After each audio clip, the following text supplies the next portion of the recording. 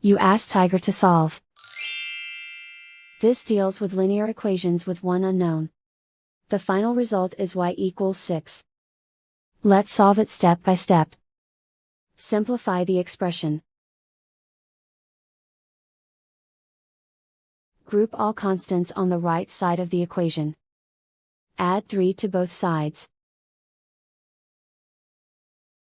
Group like terms. Simplify the arithmetic.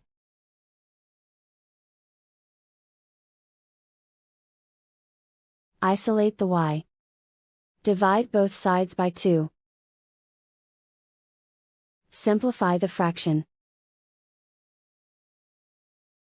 Find the greatest common factor of the numerator and denominator. Factor out and cancel the greatest common factor. And so the final result is y equals 6.